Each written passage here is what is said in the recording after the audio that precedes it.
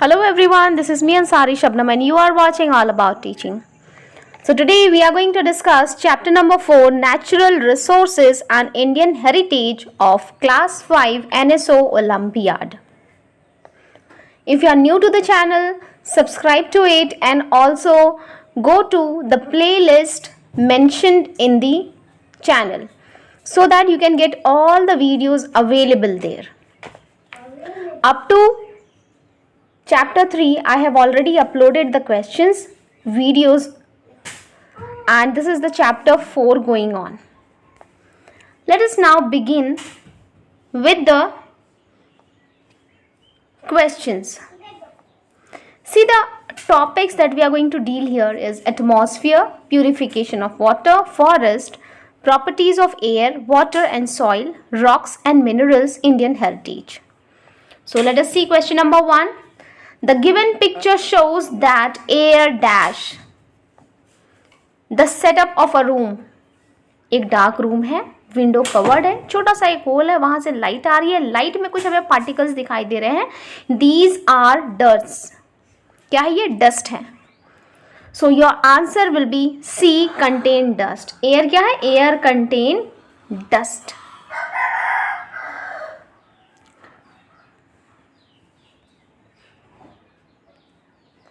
Now let us move to question number 2. Select the correct statement regarding natural resources. Some statements are given to us and we need to select the correct one. Let us read first. They can be exhausted. They are obtained from soil only. Wind energy is a renewable natural resource and none of these. See, the useful products that we obtain from the nature are called natural resources. Okay, and some resources are exhaustible, some are non-exhaustible, inexhaustible. तो exhaustible कौन कौन से हैं? जैसे कि petrol, diesel, कोल etc. ये सब exhaustible है. While on the other hand there are some resources which are inexhaustible, just like sunlight, air etc.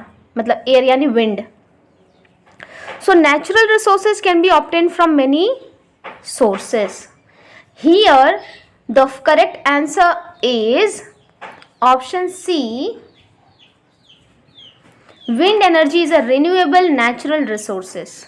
ऐसा नहीं है कि नेचुरल रिसोर्सेज एग्जॉस्ट नहीं होते, एग्जॉस्ट होते हैं. कुछ नेचुरल रिसोर्सेज जैसे कि पेट्रोल है, डीजल है, कोल है, ये सारे तो एग्जॉस्ट होने वाली चीज़ें हैं, है ना. तो ये तो करेक्ट होगा नहीं. एंड बी है कि they are obtain from soil only. वो सिर्फ सॉइल से ही ऑब्टेन होते हैं, ऐसा भी नहीं है.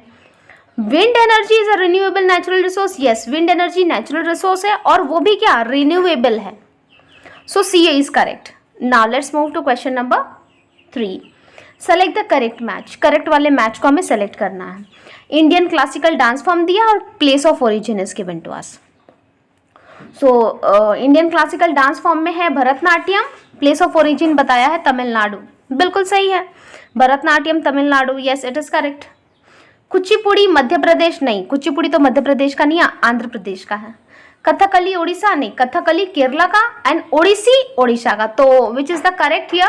The correct one is A, Bharatanatyam Tamil Nadu. Correct. Now let's move to question number 4 now. Question 4 is here. In dash, we leave a mixture in a jar undisturbed for some time so that impurities get settled at the bottom. Clear water is then slowly poured into another jar. This is called dash. अच्छा, ये जो होता है ये क्या होता है कि हम एक प्रोसेस है जिसे हम कहते हैं सेडिमेंटेशन. इम्प्योरिटीज़ होती है पानी में, उसको हम थोड़ी देर के लिए रख देते हैं और जब हम रख दें जार में तो क्या होता है, इम्प्योरिटीज़ पूरी नीचे बैठ गई और ऊपर जो पानी आता है एकदम क्लियर वाटर आ जाता है. And then we take the clear water poured out of it into an another jar. That is called decantation. जो हम पोर करते हैं दूसरे जार में ले लेते हैं, दैट इज डिकेंटेशन. और ये जो प्रोसेस है उसे कहेंगे हम सेडिमेंटेशन. सेडिमेंटेशन में जार को अनडिस्टर्ब्ड कुछ टाइम के लिए रख दिया जाता है ताकि जो इम्प्यूरिटीज़ है वो सेटल डाउन हो जाए और क्लियर वाटर को हम स्लोली दूसरे जार में ट्रांसफर कर दें, that is decantation. So option C Sedimentation and decantation. Sedimentation and decantation, option C. Now let's move to the next question, that is soil formed from rocks by the process of dash. Soil कैसे form होता है? Rock से, by the process of weathering. Weathering का एक process है जिससे form होता है.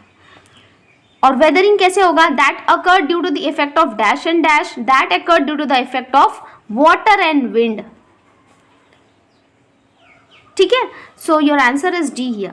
The formation of soil is a very very slow and continuous process, and soil is formed by the breaking down of rocks by the action of wind, water, temperature and microorganisms, and this process is called weathering of rocks. इसे weathering कहते हैं. So option D है ना, यहाँ पर option D हमारा था.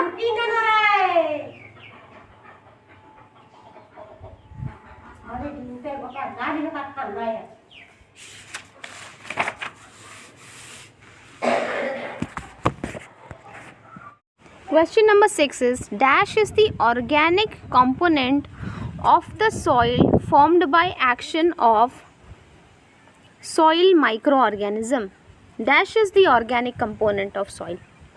तो इसमें से कौन सा वाला ऑर्गेनिक कंपोनेंट है सॉइल का जो कि सॉइल माइक्रो ऑर्गेनिजम्स की वजह से फॉर्म होता है? That is humus. क्या है? Humus. And humus is the dark coloured component of soil that is rich in organic matter. And it makes the soil fertile also. It is formed by decomposition action of soil microorganisms. So answer is humus. What is answer? Answer is humus. Now let's move to the next question. Question number 7. Which of these natural resources is a source of lumber used for building a house? So here the answer is tree. Whether you say lumber or say timber, it is the wood used in the construction, and trees are the source. So trees are the source, so tick C. Trees are the source. Now let us see question number 8. Refer to the given figure. The rock P can be dash. The rock P can be what? ये float कर रहा है. हाँ, और float करने का मतलब है कि ये पोरस सब्सटेंस है. इट हैज़ सम पोर्स जिससे ये लाइट वेट हो जाता है. So it is a pumice which is porous light weighted igneous rock, and it is so light that it can float on water. Easily it can float on water. Now question number 9 says Nidhi push the plunger of a syringe. एक syringe लिया. syringe पता है ना जिससे injection दी जाती है, that syringe. उसमें दवा ली जाती है and we inject. So Nidhi pushes the plunger of syringe completely dipped its needle in water. Then she slowly pulled the plunger while its needle was still immersed in water. So select the correct statement regarding it. What will happen? When the plunger is pushed down, air जो होगी plunger में वो सारी निकल जाएगी. और air जो बाहर निकल गई तो वाटर में क्या होगा, और जब फिर प्लंजर को वापस खींचा जाएगा तो due to the pressure of the air the water get inserted. Water फिर उसके ऊपर चढ़ जाएगा सिरिंज में, है ना. सिरिंज में पानी भर जाएगा. ये खेल तो होली में सारे बच्चे करते ही हैं. You obviously know this. So what will happen, अब देखते हैं स्टेटमेंट्स के रीड करके कि which statement is the correct one. Water will move in the syringe when she push the plunger down.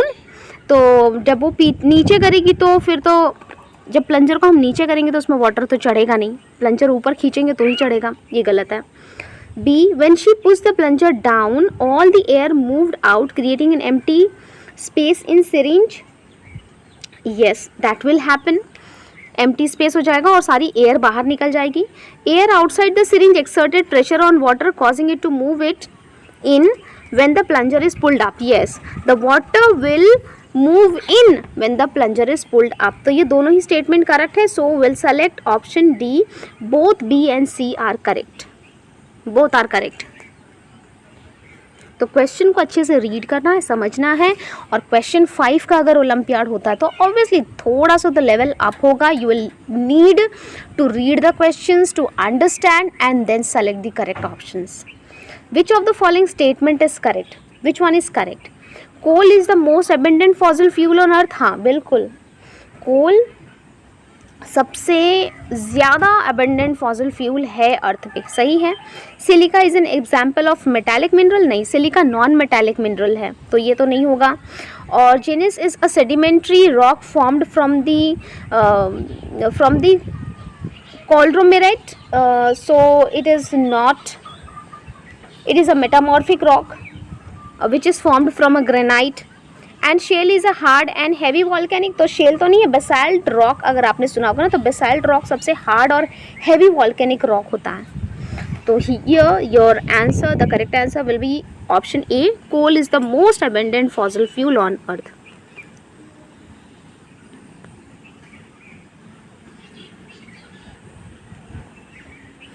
Now let us see, study the given figure carefully.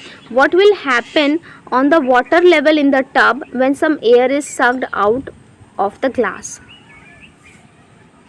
What will happen? थोड़ा सा छोटा कर लूँ।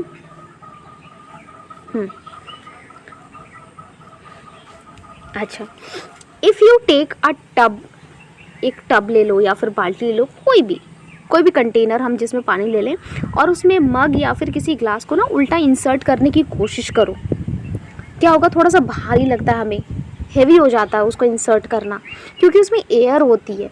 और जब आप थोड़ा सा उसको टिल्ट करेंगे ना, उस ग्लास को थोड़ा सा टिल्ट करेंगे, तो उसमें से एयर बबल्स आपको थोड़े से दिखाई देंगे, बुड़ बुड़ बुड़ बुड़ एक एयर बबल्स निकलेगा, क्योंकि उसमें एयर होती है।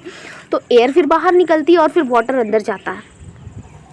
यहाँ पे क्या कहा गया है, study the given figure carefully, what will happen to the water level in the tub when some air is sucked out. अच्छा, अगर एयर को बाहर निकाल दिया जाए, सक्ड आउट, अगर एयर को ग्लास से बाहर निकाल जाएगा तो क्या हो जाएगा, ग्लास के अंदर स्पेस बन गई, एम्प्टी स्पेस, अब वो एम्प्टी तो रहेगा नहीं, so water will get inside, water will get in it. Water जब ग्लास के अंदर चला जाएगा तो टब का जो पानी का लेवल है वो थोड़ा सा डिक्रीज हो जाएगा। So the level in the tub will remain the same? No, it will go down. Water level in the tub will go down. That will happen. Now let us see question number 12. Question 12 says, refer to the given figure and select the incorrect options regarding it. ये क्या है? ये एक sun temple है उड़ीसा का, है ना, उड़ीसा का सन टेम्पल है, और ये डिज़ाइन किया गया है as a chariot of sun god. तो entrance of this monument is guarded by 2 elephant each of which is shown crushing a lion। नहीं, गलत है ये। एंट्रेंस इसका कैसा है कि जिसमें गार्डेड बाय लायन है, each of which is shown crushing an elephant. Okay, and here the monument is used to tell the time। हाँ बिल्कुल, क्योंकि इसमें sundial भी है which is used to calculate the time। The monument is designed in the form of chariot of sun god। Yes, it is shown or designed as the chariot of sun god। तो ये तो दोनों statement correct है। इसमें पूछा गया था हमें सेलेक्ट द इनकरेक्ट वन, तो इनकरेक्ट तो हमें ए मिला, A is incorrect, option A. Now let us see question number 13. Select the correct statement. Forest control flood and landslide. Vora Devi, Sundarlal Bhaguna and Chandi Prasad Bhatt are some famous leaders of Chipko movement. Shipin in Kerala, Devkot in Himachal Pradesh and Devrai in Rajasthan are some examples of sacred groves in India. Deforestations lead to global warming. क्या होंगे बताओ? यहाँ पर जो option 3 है, ये option 3 हमारा correct नहीं है। शिपिन इन केरला, शिपिन केरला में नहीं है, Shipin in Himachal Pradesh, Devkot in Madhya Pradesh and Devrai in Maharashtra. तो ये गलत है, यानी 2, 1, 3 and 4, 1, 3, 4 is correct, option B 1, 3 and 4।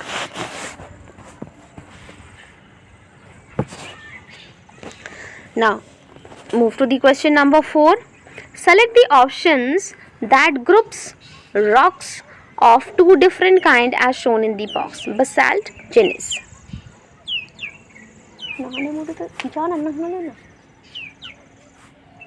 basalt, gneiss. The relationship, क्या relation है इनका? The relationship in the box pair, ये है एक igneous rock और एक metamorphic rock. One is igneous and the other one is metamorphic. तो इसमें से कौन सा वाला igneous है? Obsidian igneous rock है, and quartz is a metamorphic rock. So here the option D is correct. See, this is the classification of different types of rocks. Now select the correct statement of the following. Question number 15. Select the correct statement out of the following. Sandy soil needs regular addition of fertilizer as it holds a large amount of water. Loamy soil has good quality of both sandy and clay soil, thus it is more suitable for pottery. Loamy soil तो suitable नहीं होता है. Clay soil develop crack in hot weather causing harm to the roots of plant, thus it is not suitable for agriculture. Yes, it is not suitable at all. The water holding capacity is highest in clay soil and lowest in loamy. See, what happens is clay soil hold large amount of water, and when the soil dries up, the water escape and cracks develop. उसमें crack हो जाते हैं. These cracks break the plant root, so clay soil is not suitable for plant growth. बिल्कुल सही कहा गया है. Plant suitable नहीं है plant growth के लिए, not suitable for agriculture. Sandy soil has large air space between its particle. जो sandy soil होती है उसमें सैंड वाली सॉइल जो हमें रिवर बैंक के पास मिलेगी, रेत जिसे हम कहते हैं, उसमें एयर स्पेस बहुत ज़्यादा है और वो इतना पानी हेल्ड नहीं करती. सबसे कम पानी हेल्ड करती है. The low it held very low water, और इसमें तो न्यूट्रिएंट भी बहुत कम होता है. हाँ, clay soil is more suitable for making pottery. So here option C is correct. Option C is correct. Now let us go to the achiever section questions. Sania ने एक एक्सपेरिमेंट परफॉर्म किया है. क्या एक्सपेरिमेंट है? Sania performed an experiment in which she took 4 beakers containing different amount of water at different temperature. She added equal amount of salt. अच्छा, अलग अलग temperature पे वाटर रखा हुआ है और उसने सॉल्ट ऐड किया. Identify the beaker in which salt will take the shortest time to dissolve. सबसे ज़्यादा कहाँ डिजॉल्व होगा? जहाँ पानी ज़्यादा, टेम्परेचर ज़्यादा. तो पानी ज़्यादा और टेम्परेचर ज़्यादा कहाँ है? बीकर 4 में. टेम्परेचर भी हाई है ना. The temperature is high which will help in fast dissolution of salt. The rate of dissolution of solute increases with increase in temperature and quantity of solvent. तो ये दोनों ही कंडीशन हमें कहाँ मिल रही है? Both the condition. Beaker 4 has both condition. So beaker 4 दोनों condition है इसके अंदर. So beaker 4 will be your answer. Now let us move to question number 17. Take a glass and fill it with water up to the brim. पूरा एकदम ऊपर तक भर देना है. Make sure that there is no air bubble. Take a thick stiff piece of cardboard and put it over the glass. Place your hand over the card and quickly turn the glass upside down. ऐसे उल्टा कर देना है. Now slowly remove your hand. ये सब तो आपने YouTube पे बहुत ज़्यादा वीडियोज़ यहाँ वहाँ देखे ही होंगे जादू खेल की तरह, है ना. So what happens actually in this experiment? In this experiment, when you remove your hand, you will find that card stays in the place and water does not flow. Water गिरता ही नहीं है. This is because the air exert pressure on the card. ये जो atmospheric pressure है ना, ये air exert करता है प्रेशर, और पानी का जो प्रेशर होता है उससे ज़्यादा करता है प्रेशर एक्सर्ट. इसीलिए कार्ड गिरता नहीं है और पानी बहता नहीं है. This is because what? The air exerts pressure on the card from below to keep the card in place. And here the pressure exerted by air upward, ऊपर की तरफ कर रहा है वो ज़्यादा है, is more than the pressure exerted by water downwards. So option B कहाँ गया? Option B, air exerts pressure. Now question number 18. Madhuri filled a glass bottle with water, put a stopper on it and placed it upright in the freezer overnight. When he looked at it in the morning, the stopper was out of the bottle and a column of ice was immersed through the opening of the bottle. हाँ, ये तो होता है ना। Bottle को अगर आपने पूरा भर दिया हो और आपने फ्रीज़र में रख दिया तो इसमें बॉटल के फटने की भी चांसेस होती हैं। क्यों होता है? When the water cools, it increases in volume. The water expands. पानी बढ़ता है। जब वो पानी से बर्फ़ बनता है तो water expands, increase in volume upon freezing. In this case, volume of water increases when the water is frozen and it forces the stopper out of the bottle, forming the column of ice. So here your option, which option? Let us read the option. Option A says a bottle had contracted. नहीं, contract तो नहीं हुआ था. Extra water condensed from the air in the freezer. No. The bottle and stopper had contracted. नहीं. The volume of water has increased. Yes, the volume of water has increased when the water froze, forcing the stopper out of the bottle and forming the column of ice. This is what happened. Now let us move to the question number 19. Can you hear the sound of birds, little birdies? Evening time में बहुत ज़्यादा सुनने को मिलता है and it is really healing. एक healing सा होता है. I enjoy sitting outside watching them. Okay, now with no further delay, let us move to question number 19. The U-tube. देखो U-tube आ गया. The U-tube, a tube in the shape of U, हाँ, shown below is immersed in hot water. ये जो water है ना, ये hot water है. और यहाँ पर ड्रॉप्स दिए हुए हैं red ink X and red ink Y. So this what will happen to this droplets, ये हमें पूछा गया है. What will you observe after some time?